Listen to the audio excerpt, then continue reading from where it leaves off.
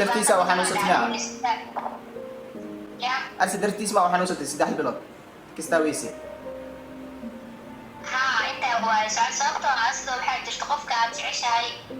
dadkiisa wax walba ku qofkii dareemi kara sababtoo qof marka aad socodso jeceshahay inta waxaa jirta jecel iska waxa ku jira jecel wanaagsan oo dad qalbi nadiif ah laakiin qofka marka aad jeceshahay oo u jecesho uma jeedid qof kale iyo barnaamijyad kale iyo farxad kale saxbeenta ma marka asaga anaga isku barnaamij kasta qof dumar oo dhalinyaro ah oo ka shaqada ka taa dhalintaas iyo asaga barnaamij laga dhigay asaga kaliya ah marka markuu balo saaray waxa dhigin kara ma jirin waxa jirto wiil oo asaga asxaab ay ahaayeen oo asaga madaxiisa ugu bartay markaas way ku soo dhicin inay xiriiriyo ama wuxuu sababta xanuunkii dadka iyo macnaha qofka marka ka filanaysa yaa u adkeysan kartaa oo aan ka maray si fiican 3 bilood nolol aan oo iska qayb caadi ah aan noolaa oo ciddeedii dareenka haysto anna aan qof u sheeganin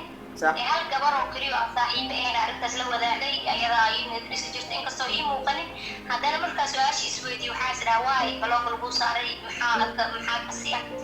qofka aad jeceshahay asidoo nafsadaada qabarsiiya u yeeshaa sababtoo ah qof aad rabtid waay ama dhib ku dhacay ama qof asxaab waxeeyey أصيها علي وكأسك لكن نفس الحدود سقف كاتعيش إني مرة وقاعد يراني.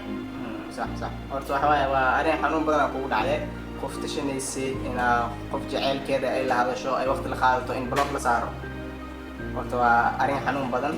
أوكي أنسي وذنو وحي وفافا إنا كذلك فافا هنتونا إن شاء الله. مركب بلوك لو صار كتير مثل هذا الشيء أو ميل ما أمرته سو كويشي. sidoo si guud galay waxaan wacay email iyo WhatsApp iyo Messenger ka babalowga ka saaray waxaan wacay saaxiibayihiin ani oo macnaha aan rabin toos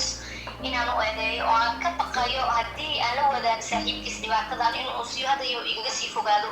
soo igaba fogaado balowga saaray haddana waxaa diidayay in meeshu ka shaqeeyo waa dad dhalinyaro badan in lagu foodeeyo oo waa markaas ani magaceyga ama xiriirkeena waxaan ka qaado صح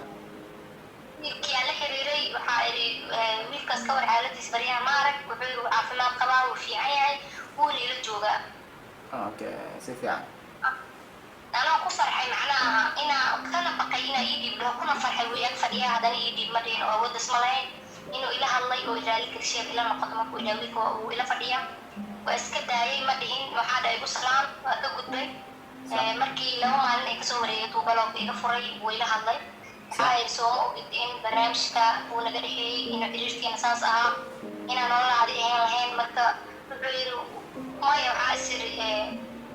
barabaleen ma lahayn baloogaan barnaamijka ku hagaajisanayay oo macnaha wax oo dhiba kulama jeedin wuxuu ka dhigay macnaha balooga wax aan kurbo qofka ku lahayn oo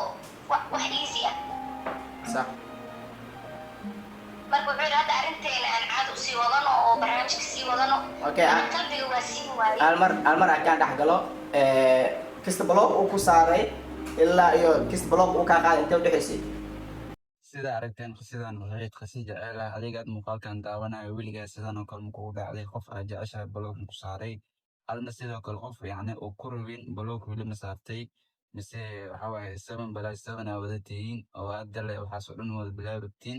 mise all is gold yaatiin oo dadka hore dhowr qof oo blog ma soo saarteen dhowr qofna aysan blog weyn soo saareen waxaa ka rajaynayaa inaad nala wadaagto fikirkaaga hoos yacni commentina fikirkaaga nala wadaagtaa ka rajaynaa muuqaalkan sheegay